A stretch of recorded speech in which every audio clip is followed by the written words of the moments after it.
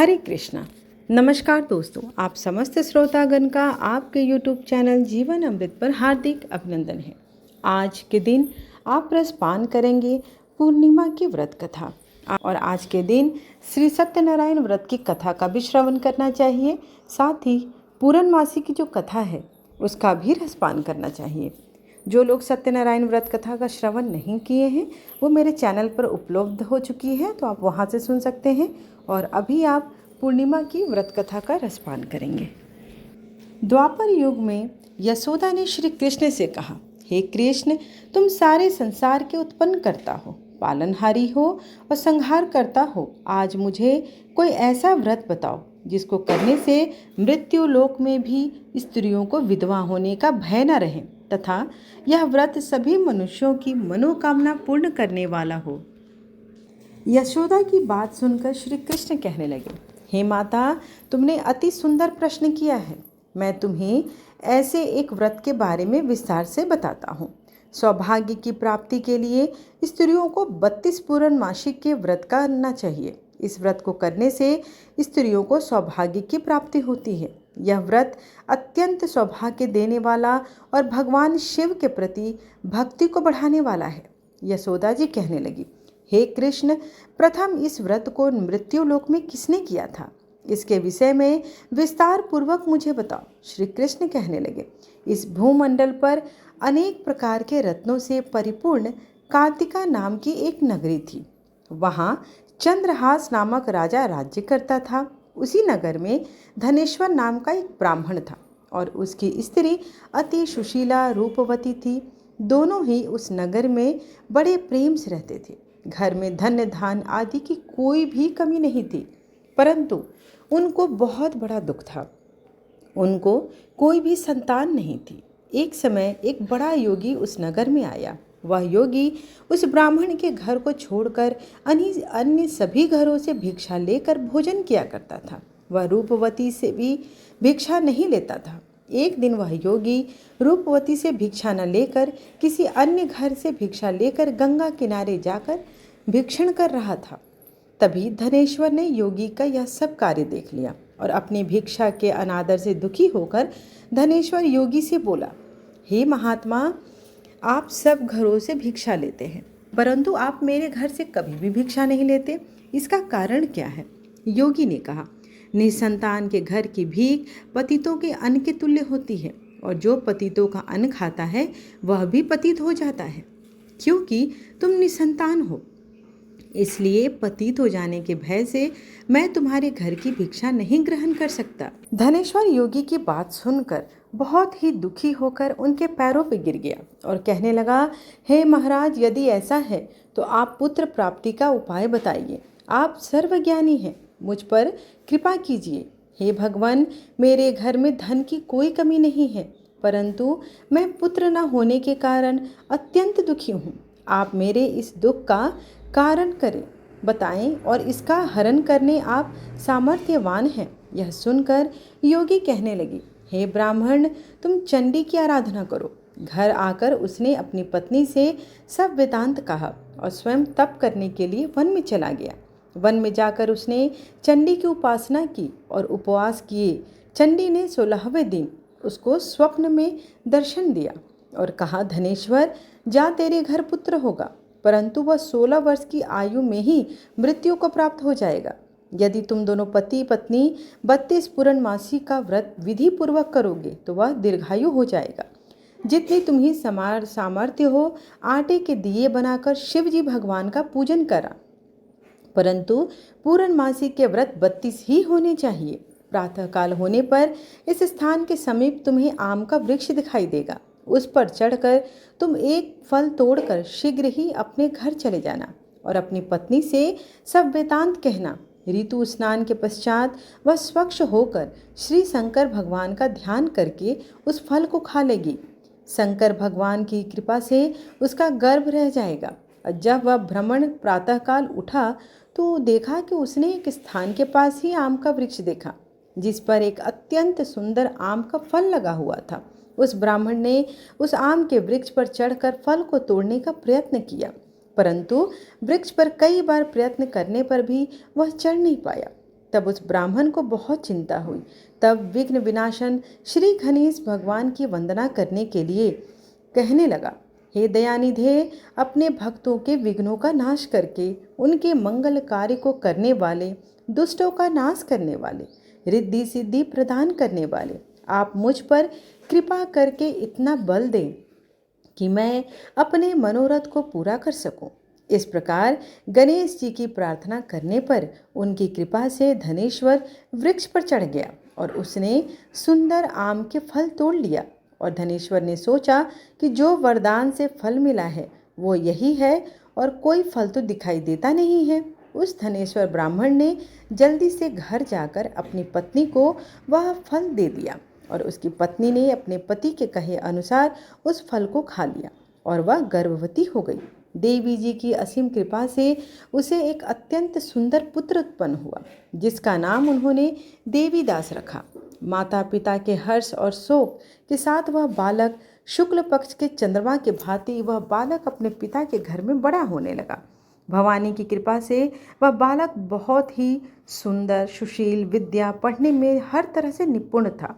दुर्गा जी की आज्ञा अनुसार उसकी मिटाने 32 पूर्णमासी का व्रत रखना आरंभ कर दिया, जिससे उसका पुत्र बड़ी आयु वाला हो जाए।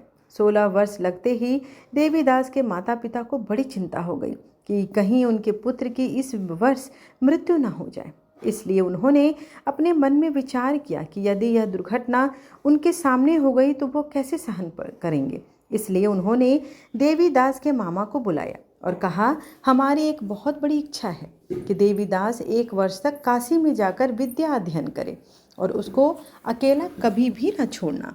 इसलिए साथ में तुम चले जाओ और 1 वर्ष के पश्चात इसको वापस ले आना। सब प्रबंध करके उसके माता पिता ने काशी जाने के लिए देवीदास को एक घोड़े पर बिठा दिया और उसके मामा के साथ भेज दिया।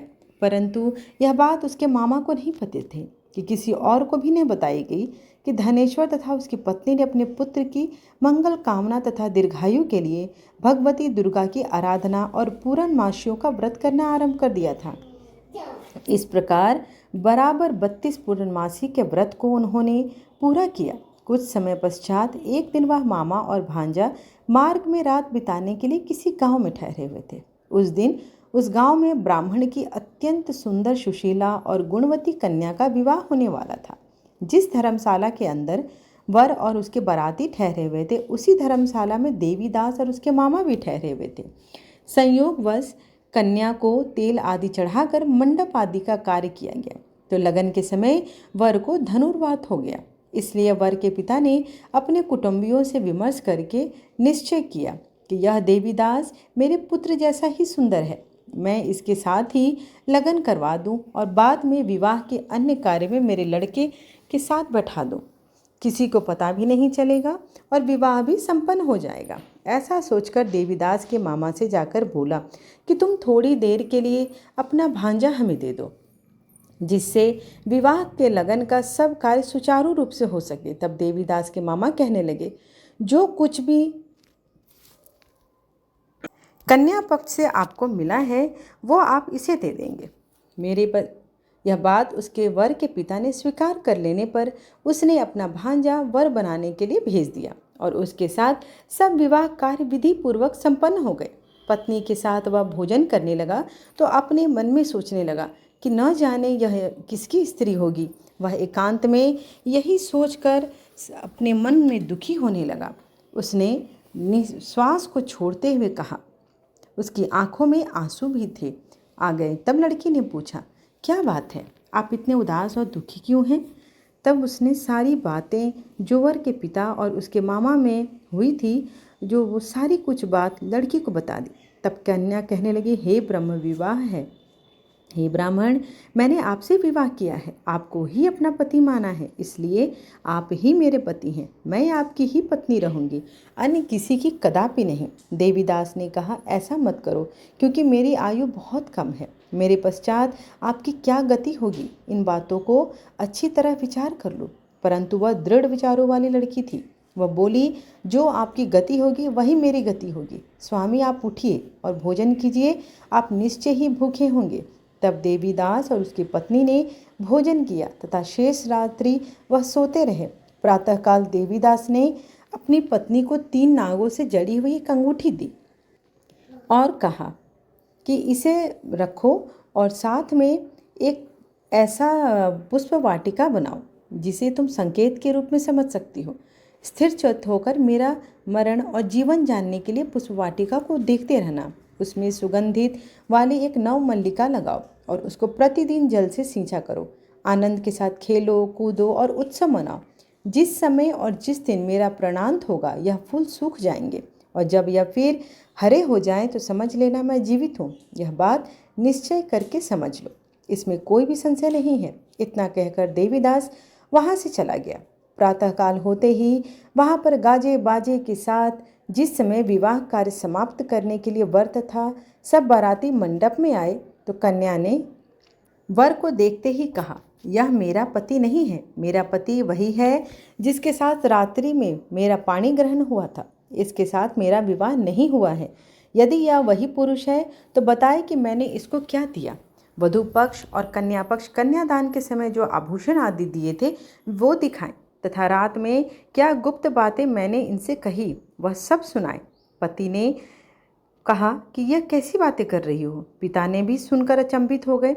उन्होंने भी कहा कि उनके कहे अनुसार वर को बुलाया। कन्या की यह बात सुनकर वह कहने लगा, मैं भी कुछ भी नहीं जानता। इसके पश्चात लज्जित होकर वह अपना मुंह लेकर वापस लौट गया।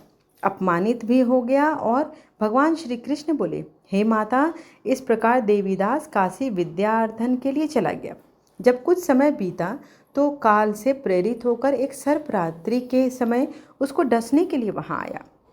उस विषधर के प्रभाव से उसके शयन का स्थान चारों ओर से विष की ज्वाला से विषैला हो गया, परंतु व्रत के प्रभाव से उसको काट नहीं पाया, क्योंकि पहले ही उसकी माता ने 32 पूर्णमासी का व्रत रखा था। इसके बाद मध्याह्न के समय स्वयं काल वहां आया और उसके शरीर से प्राणों को निकालने का प्रयत्न करने लगे, जिससे वह मूर्छित होकर पृथ्वी पर गिर गया।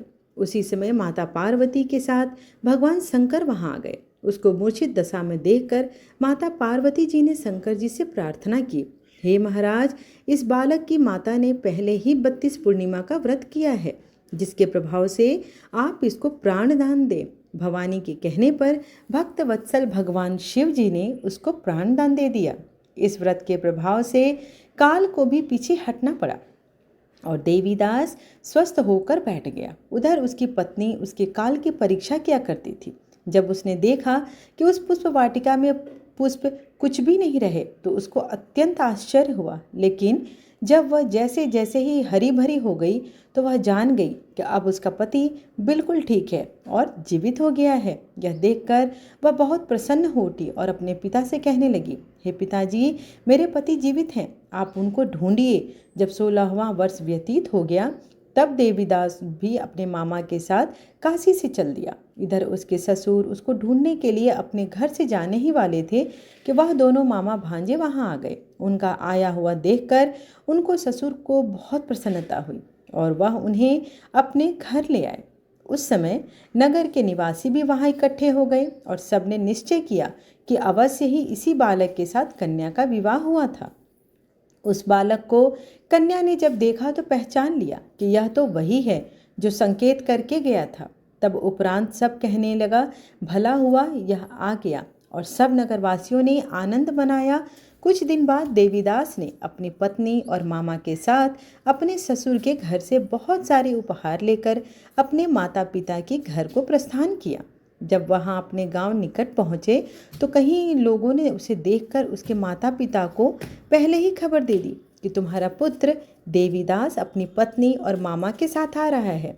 ऐसा समाचार सुनकर माता पिता को विश्वास नहीं हुआ, परंतु जब और लोगों ने भी आकर कहा कि यह बात बहुत ही आश्चर्य की है, लेकिन थोड़ी देर में देवीदास ने आकर अपने माता पिता के चरणों में अपना सर रखकर प्रणाम किया और उसकी पत्नी ने भी अपने सास ससुर के चरणों को स्पर्श किया तो माता पिता ने अपने पुत्र और पुत्रवधू को हृदय से लगा लिया और दोनों की आंखों में प्रेम अश्रु बह चले। अपने पुत्र और पुत्रवधू की आने की खुशियों में धनेश्वर ने बड़ा ही भारी उत्सव किया और ब्राह्मणों को दान दक्षिणा देकर प्रसन्न किया। श्री कृष्ण भगवान कहने लगे। इस प्रकार धनेश्वर 32 पूर्णमासियों के व्रत के प्रभाव से पुत्रवान हो गया।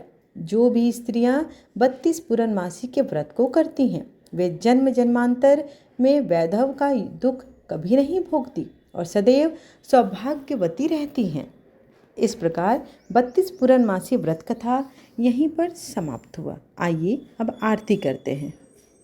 ओम जय जगदीश हरे स्वामी जय जगदीश हरे। भक्त जनों के संकट दास जनों के संकट क्षण में दूर करे।